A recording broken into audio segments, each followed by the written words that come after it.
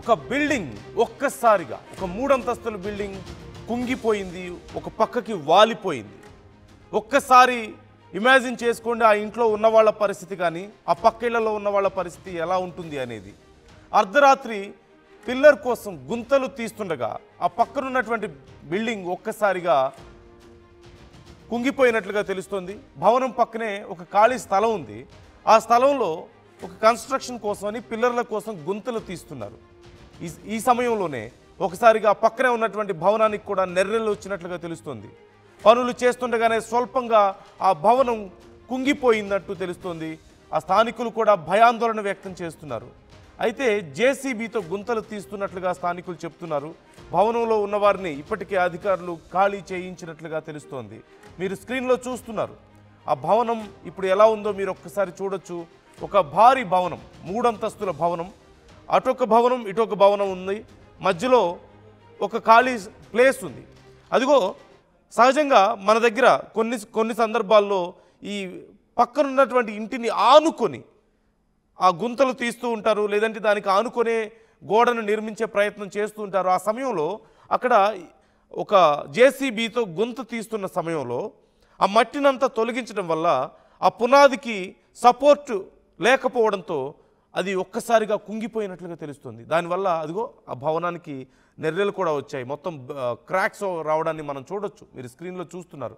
ఒక 3 అంతస్తుల భవనం ఒక్కసారిగా పక్కకి ఒరిగిపోయి అలా క్రాక్స్ వస్తే ఎంత భయానకంగా ఉంటుందో పరిస్థితి. అంటే ఏ క్షణంలో పూర్తిగా పడిపోతుందో, కొలాప్స్ అవుతుందో అన్న భయం ఆ ఇంట్లో ఉన్న వాళ్ళకైనా పక్కన ఉన్న వాళ్ళకైనా సహజంగా మనకు ఉంటుంది.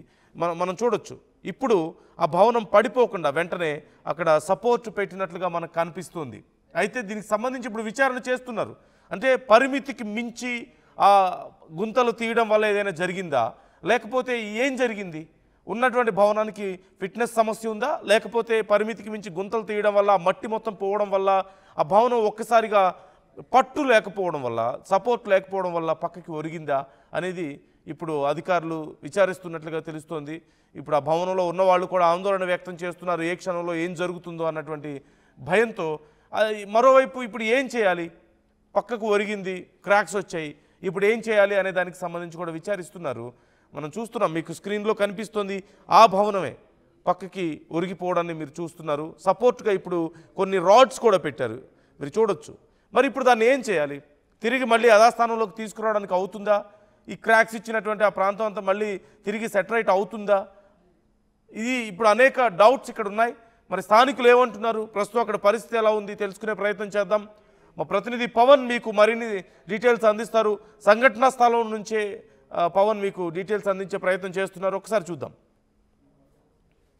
కన్స్ట్రక్షన్స్ ఇవాళ రోజు ఎలా అవుతున్నాయి అంటే, ఒక బిల్డింగ్ కానిచ్చి ఇంకొక బిల్డింగ్ ఖాళీ స్థలం మొన్నటి వరకు ఖాళీ స్థలంగా కనిపించిన ప్లేస్లో ఆ ఇల్లుని కూల్చేసి ఈ బిల్డింగ్ ఆనిచ్చే కిందికి పిల్లర్స్ వరకు డిగ్గింగ్ చేస్తూ ఉంటారు, తవ్వుతూ ఉంటారు. మరి పక్కన ఇంకో పిల్లర్ లేపి బిల్డింగ్ అటాచ్ చేసి కన్స్ట్రక్షన్ చేస్తూ ఉన్నారు. సో అలాంటి కన్స్ట్రక్షన్ చేస్తున్నప్పుడే ఆ బిల్డింగ్ ఆనుకొని ఉన్న స్థలానికి ఆనుకొని ఉన్న మరో బిల్డింగ్ అయితే పక్క నుంచి పగుళ్ళు వచ్చి కూలిపోవడానికి రెడీగా అయితే సిద్ధంగా అయిపోయింది ఆ బిల్డింగ్. అదే సిచ్యువేషన్ ఇప్పుడు ఇక్కడ జరిగింది హైదరాబాద్లో.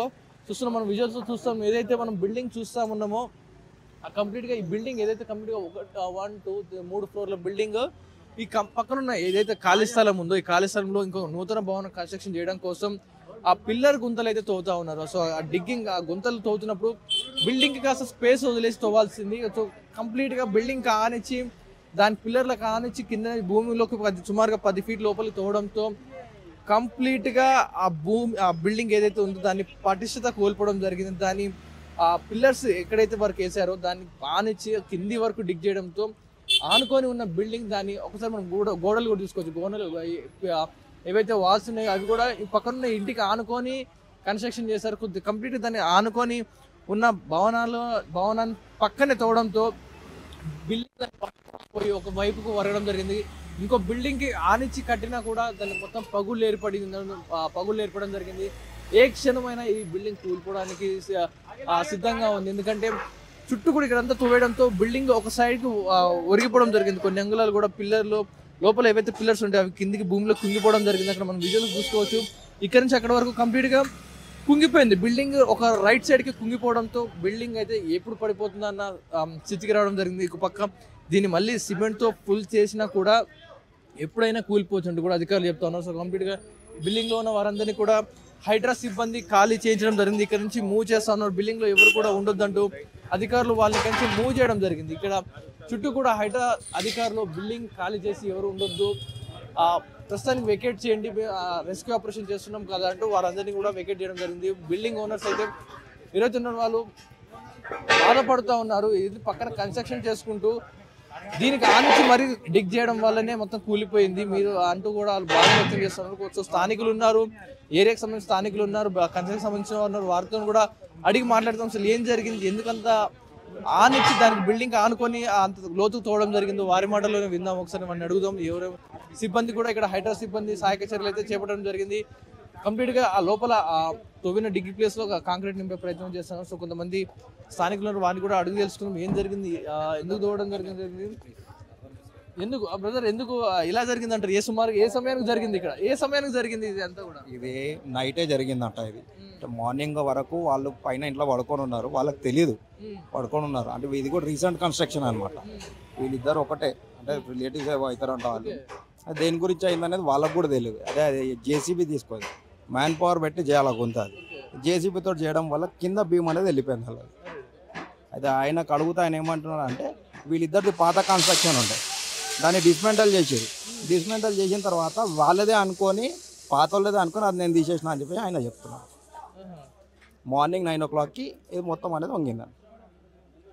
ఇప్పుడు జనాలు ఉన్నారు ఇంట్లో, అందరూ ఉన్నారు. వాళ్ళు వాష్రూమ్కి ఏమో వెళ్ళారంట. వాష్రూమ్కి వెళ్ళినప్పుడు బెండ్ అయ్యి వాష్రూమ్ మొత్తం కూలిపోయింది లోపల, ఇంట్లో లోపల కూలిపోయింది. ఆ పాప ఎవరు ఉన్నారంట, ఆమె కింద పడ్డది, ఏమో అవుతుందని చెప్పి మళ్ళీ కిందకి వచ్చారు.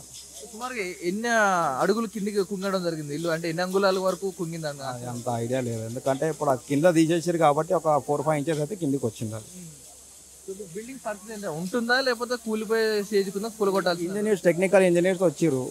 మన టౌన్ ప్లానింగ్ ఏఈ గారు ఉన్నారు, ఆయన పిలిచారు అనమాట. ఒక ఆయన టెక్నికల్ ఇంజనీర్ని పిలిస్తే వాళ్ళు వచ్చి చెప్పారు. వాళ్ళు ఏమంటున్నారు అంటే కాంక్రీట్ బెడ్ వేసి దానికి వాల్ కట్టేసి పెడితేనే దానికి ఏమైనా సెట్ అయ్యే ఛాన్సెస్ ఉంది, లేదంటే కుంగిపోతుందని చెప్తున్నారు వాళ్ళు. కానీ అదే వేసినాక కూడా కింద సాయిల్ అనేది కరెక్ట్గా లేదు, అది ఉంటుందా లేదా అని మేము కూడా కన్ఫర్మ్గా చెప్పాము అని అంటున్నారు. కాంక్రీట్ వేస్తే మళ్ళీ ఇక్కడ ఇంకా కన్స్ట్రక్షన్ చేస్తే ఉంటుందా లేకపోతే కన్స్ట్రక్షన్ చేయవద్దు అంటున్నారు? ఈ పక్కన కన్స్ట్రక్షన్ చేసి 2 స్లాబ్ వేస్తే వాళ్ళకు సపోర్ట్ దొరుకుతుంది, కానీ ఏదైతే గ్యాప్ వచ్చిందో అదైతే ఫిల్ చేయలేమని చెప్తున్నారు వాళ్ళు. సో ఫ్యామిలీ మెంబర్స్ ఏమంటా ఉన్నారు దీని గురించి, వాళ్ళు ఏమంటా ఉన్నారు ఫ్యామిలీ మెంబర్స్? వాళ్ళు ఏదైనా సరే మాకు ఎలాగైనా సరే దాన్ని సెట్ చేసేయండి అని చెప్తున్నారు వాళ్ళు. ఇప్పుడు దాన్ని పడిపోతుందా లేదా, పడిపోతే మేము ఉండడం ఎట్లా, ఎందుకంటే వాళ్ళు కూడా బీద ఫ్యామిలీ వాళ్ళది, వాళ్ళు కూడా కష్టపడి కట్టుకున్నారు. అమ్మాయి వాళ్ళ ఫ్యామిలీ వాళ్ళ ఫాదర్ ఎవరో లేరంట. అట్లా అంటే ఇవన్నీ కూడా కన్స్ట్రక్షన్ ఒకదాని కూడా ఆనిచ్చే కట్టడం జరిగింది. సో ఇది అన్ని ఆనించే ఉన్నాయి బ్రదర్. ఇంకోండి ఇటు సైడ్ అనేది ఆయన లేబర్ని పెట్టి చేసిండు. అంటే ఇటు సైడ్ వీళ్ళే రిలేషనే కదా అన్నట్లు ఆ మెషిన్ తీసుకొచ్చి చేసిండు అనమాట ఆయన. తప్పిదం అంటే జేసీబీ పెట్టడం వల్లనే మ్యాన్ పవర్ చేసి ఉంటే కాకపోతుండే జేసీబీ పెట్టడం వల్లనే అయింది. ఇప్పుడు ఈ స్థలం వాళ్ళు ఏం మాట్లాడుతారు? డిగ్ చేసిన జేసీబీ అతను ఉన్నాడు, ఈయన ఓనర్ వచ్చేసి ఢిల్లీలో ఉంటాడంట. కాంట్రాక్టర్కి ఇచ్చేసిండు, ఆ కాంట్రాక్టరే చేస్తున్నాడు పని. ఇప్పుడు కాంట్రాక్టర్ ఎట్లున్నారు ఉన్నాడు సామాన్. సో విన్నారు కదా, ఏదైతే బిల్డింగ్స్ ఆనుకొని కన్స్ట్రక్షన్ చేసినప్పుడు కొంచెం ఆ మ్యాన్ పవర్ యూజ్ చేసి ఆ హోల్స్ చేయాలి, కానీ ఒక జేసీబీని పెట్టి తోడడంతో పక్కనున్న పిల్లర్లు దాని భీములన్నీ కూడా కదలడం వల్లే ఈ బిల్డింగ్ క్రాక్స్ వచ్చి పక్కన జరుగుతున్నాయంటూ చెప్తా ఉన్నారు. సో అది కడుతున్న కన్స్ట్రక్షన్ ఓనర్ ఎవరైతే అతను ఢిల్లీలో ఉంటాడంట అతను. సో ఒక బిల్డర్ కన్స్ట్రక్షన్ చేయడంతో ఒక బిల్డర్ తప్పిదానికే ఇది జరుగుతున్నట్టుగా తెలుస్తుంది. కంప్లీట్గా బిల్డింగ్ మొత్తం కూడా క్రాక్ ఇవ్వడం జరిగింది కింద నుంచి పై వరకు. ఏదైతే బిల్డింగ్ సంబంధించిన ఓనర్లు అయితే మాట్లాడడం జరుగుతూ ఉంది, వారిని ఫ్యామిలీస్ అడుగుతాం ఏమంటా ఉన్నారు, చేస్తా అంటున్నారు ఏమంటారు? ఎప్పుడో వస్తున్నారు నాయన, ఇంతవరకు రాలేదు వాళ్ళు. ఇంత రాత్రి అవుతున్నది, ఇప్పుడు ఏడు అయిపోయిండొచ్చు, మళ్ళీ రావాలే కదా. మాట్లాడిన వాళ్ళు ఇంతవరకు అని ఏమైనా పని స్టార్ట్ చేయాలి కదా మాకు. మరి ఇప్పటి వరకు ఏం చేయలేదు. ఆ ఇల్లు పడిపోతుంటే మేము చూసుకుంటూ కూర్చున్నాలేనా? మేము మా బాధ అర్థమైతలేదా మనకి? వాడు చేసేటోడు పొద్దున్నే పుట్టి చేసేది ఉండే, వాడు తెల్లని నాకు ఎందుకు చేసిండు? చేసిండు నైట్ అంతా చేసిండు. వాడు ఎందుకు చేసిండు అసలుకి? అది జేసీబీ ఎందుకు పెట్టాల్సి వచ్చింది? చేతులతో తోవాలంటే చేతులతో తొగాడు, జేసీబీ ఎందుకు పెట్టిండు? మీకు ఎప్పుడు తెలిసింది ఆ బిల్డింగ్ అట్లా ఒరిగినప్పుడు? మీకు పొద్దున్న తెలిసింది. అరే బాత్రూమ్ లోకి అదంతా పడుతుంటే అప్పుడు చూసింది. అంతవరకు కొత్త బిల్డింగ్ కదా మనకేం కదా అని అనుకున్నాం. అప్పుడు బాత్రూమ్ లోకి వెళ్ళి చూసే వరకు ఆమెకు జ్వరం వస్తుండే, లేవలేదు. అది తప్పు అయ్యింది. ఆమె లేవకుండా వండి అందుకు 9 గంటలకు లేచి చూసే వరకు ఈ పని అవుతున్నారు. ఎక్కడికైనా పడుతుంది అని నా బిల్డింగ్ లోకి ఎందుకు పడుతుంది, కొత్త ఇల్లు కదా అని గమనం వండుకుంది అమ్మాయి. చేతగాక జ్వరం వచ్చింది. అది సంగతి. కన్స్ట్రక్షన్ కన్స్ట్రక్షన్ వాడు లేడు ఓనరే లేడు. ఇప్పుడు ఓనర్ లేకుండానే వీళ్ళంతా పని చేపించాడు. అయితే ఎవరైతే తీసుకున్నారో కాంట్రాక్ట్ తీసుకున్నాడు మళ్ళీ గట్టిగా ఉండాలి కదా. మళ్ళీ ఇప్పటిదాకా ఏమన్నా చేపియాలి కదా. ఇంతవరకు ఇప్పుడు ఏం చేపియలేదు. ఇప్పుడు రెస్పాన్సిబుల్ ఎవరిది? ఇప్పుడు బిల్డింగ్ పరిస్థితి ఎలా ఉందా? అంటే పడిపోయేటట్టు ఉందా లేకపోతే కొంచెం సమయం ఉండే అవకాశం ఉందా? బిల్డింగ్ పరిస్థితి ఎలా ఉంది? తెలియదు. అది అయితే తెలియదు. వాళ్ళకి అందరు వచ్చిండ్రు. 45 days అనేది దీంట్లో ఉండొద్దు, మీకు నోటీస్ ఇస్తున్నాము, ఖచ్చితంగా మీరు ఇక్కడ నుంచి వెకట్ చేయాలి అని నోటీస్ ప్రిపేర్ చేస్తున్నారు. ఇప్పుడు ఒక 15-20 నిమిషాలలో నోటీస్ కూడా సర్వ్ అవుతుంది వీళ్ళకి. అది ఇప్పుడు ఎట్లా ఉంది పరిస్థితి అంటే ఏ క్షణమైనా అనేది కూలే పరిస్థితిలో ఉన్నది. कॉन्ट्रैक्टर है ये घर का जो बना रहा वो ओनर आना स्पॉट पे ठहरना ये जो भी है प्रॉब्लम उन्होंने देखने का है। ये अब कौन देखेगा? ये ज्यादा अब उनका घर का है, जिसका घर के अब जिसके दिल पे गुजरती है उसको मालूम। कैसा उन्होंने परेशान है बेचारे। और ये जो रेस्पॉन्सिबल आदमी है वो यहाँ हाइच नहीं कोई भी अभी तक। और हाइड्रा वाले भी अभी तक सुबेरे से यहाँ पर है, लेकिन क्या कर रहे हैं अभी तक कुछ भी नहीं करे। सेम टू सेम सिचुएशन है। पूछो ये हाइड्रा के भी जो भी इंचार्ज है, जो ऑफिसर है, आप उनसे पूछो कि उनका नेक्स्ट एक्शन क्या रहेगा, क्या करने वाले हैं वो लोग, क्योंकि वो लोग बता सकते हैं ना। రైట్. ఏదైతే కొంచెం స్థానికుల మధ్య ఏమంటారు వాళ్ళు ఏమంటున్నారు? దాన్ని స్టాండ్స్ ఏదో పెట్టారు ఆగుతుందంటారా? మరి ఇప్పుడు ఏం చేస్తాడో చూడాలి. వాడు ఇంకా చూస్తాను అనే మాటనే అంటున్నాడు కానీ ఇంకా ఇంతవరకు చేయలేదు. అదే కదా మేము అన్నది. అయితే ఏదైతే కొంచెం స్థానికంగా అయితే కొంచెం ఆగ్రహం వ్యక్తం చేస్తున్నారు. స్థానికులందరూ కూడా ఎటు చూసినా కూడా ఆగ్రహం వ్యక్తం చేస్తూ ఉన్నారు. ఎందుకంటే బిల్డింగ్ ఇంతవరకు కన్స్ట్రక్షన్ కూలిపోవడానికి రెడీగా ఉన్నాయి. ఇంకా ఈ బిల్డర్ ఎవరైతే ఉన్నాడో ఇక్కడ బిల్డర్ ఎవరైతే ఉన్నాడో అతన్ని అదుపులోకి తీసుకోవాలంటే కూడా పోలీసులు చెప్తా ఉన్నారు. ఎందుకంటే ఏ క్షణమైనా ఇది ఒక 4 ఫ్లోర్ల బిల్డింగ్, ఇది చాలా చిన్న ప్రాంతంలో పొడుగ్గా ఉంది. ఒకసారి విజువల్లో చూసుకోవచ్చు. రైట్ సైడ్ తవ్వినప్పుడు ఏదైతే ఉన్నాయో గుంతలు ఏవైతే ఉన్నాయో మనుషులు పెట్టి తవ్వడం జరిగింది అటు సైడ్ బిల్డింగ్ కానిచ్చినప్పుడు. కానీ లెఫ్ట్ సైడ్లో మాత్రం మ్యాన్ పవర్ యూజ్ చేయకుండా కంప్లీట్గా ఒక జేసీబీని పెట్టి తోడడంతో అది ఒకసారిగా తోడటంతో లెఫ్ట్ సైడ్లో బిల్డింగ్ ఆనుకొని ఉన్న ఆ పునాదులు ఏవైతే ఉంటాయో కంప్లీట్ కూడా కదలడం జరిగింది. అవన్నీ కూడా ఇక్కడ నుంచి మూడడం జరిగింది. కంప్లీట్గా బిల్డింగ్ సంబంధించిన ఏవైతే ఉన్నాయో ఆ పిల్లర్స్ అవన్నీ చూడవచ్చు. కింద భీములు అయితే పైకి ఎత్తి పక్కన పెట్టడం జరిగింది. ఆ గోడలు ఏవైతే ఫస్ట్ ఆ పునాదులు వేసే పక్కన పెడతా ఉంటారు అవన్నీ కూలి పడివ్వడం జరిగింది. అవన్నీ కూడా పక్కకు పెట్టడం జరిగింది. సో లోపల మనం విజువల్ చూసుకుంటే లాస్ట్ పాత పునాది ఏదైతే ఉంటుందో అదంతా కూడా ఒక 6 ఇంచుల మేర బిల్డింగ్ కుంగడం జరిగింది. 6 ఇంచుల మేర కుంగిందంటే అక్కడ మనం సబ్జా లెవెల్లో చూసుకోవచ్చు. అన్ని కూడా క్రాక్ ఇవ్వడం జరిగింది. సో హైడ్రా సిబ్బంది ఒటావుతున్న ఈ బిల్డింగ్ కూలిందంటే దీని చుట్టుపక్కల ఉన్న 2 బిల్డింగ్లు కూడా ఈ ప్రాబ్లం ఏదైతే కూలిపోయే అవకాశం ఉంది. ఈ బిల్డింగ్ పక్కదాని మీద పడినా ఇంకో మిగతా వారికి ప్రాణనష్టం అవుతుందని ఒక భారీ ఐరన్ రాడ్లను అయితే ఇక్కడ సిద్ధం చేయడం జరిగింది. ఏదైతే పక్కన ఇంకో బిల్డింగ్ ఉందో ఆ బిల్డింగ్కి సపోర్ట్గా ఆనిచ్చి ఈ రాడ్లను పెట్టడం జరిగింది. కానీ ఎంత రాడ్స్ పెట్టినా కొన్ని వేల టన్నులు ఉండే ఈ బిల్డింగ్ వెయిట్ ఈ రాడ్స్ కూడా అప్పుడే ఒకసారి కదా ఒకవేళ పడాలి ఇంకా కుంగిందంటే ఒకవేళ ఇప్పుడు వర్షం పడినా ఏమైనా కుంగిందంటే ఇది కంప్లీట్గా కూడా కొలాప్స్ అయ్యే అవకాశం ఉంది. ఏ క్షణానైనా కూలిపోవచ్చు కూడా అధికారులు చెప్తా ఉన్నారు. సో జిహెచ్ఎంసీ అధికారులు అయితే ఫ్యామిలీకి నోటీస్ ఇవ్వడం జరిగింది. బిల్డింగ్లో ఉన్న ఎవరైతే వ్యక్తులు ఉన్నారో ఆ ఓనర్స్కి ఒక నోటీస్ ఇవ్వడం జరిగింది. 45 days మీరు బిల్డింగ్ని ఖాళీ చేసే ఉండాలి, మీరు ఇక్కడ నుంచి వెకేట్ చేయాల్సిందే, ఎందుకంటే ఏ క్షణం పడిపోవచ్చు. సో అధికారులు చెప్తుంది ఏంటంటే కింద మొత్తం బేస్మెంట్ సిమెంట్తో నింపేసి 2 ఫ్లోర్ల వరకు వేసి అటాచ్ చేసి పెడితే తప్ప బిల్డింగ్ ఆగదు, లేకపోతే అది అలాగే ఉంటే కనుక కూలిపోయే అవకాశం ఉందని కూడా చెప్తా ఉన్నారు. సో ప్రస్తుతం చుట్టుపక్కల మనం ఏరియా చూసుకోవచ్చు. స్థానికులందరూ కూడా ఏ క్షణాన్ని బిల్డింగ్ పడిపోతుందో, ఏం జరుగుతుంది, ఆ బిల్డింగ్ సంబంధించిన వ్యక్తులు ఎవరైతే ఉన్నారో ఓనర్లు వారందరూ కూడా ఖాళీ చేసి వారి సామాన్లు అన్నీ కూడా తీసుకొని పక్కన పెట్టుకున్నారు.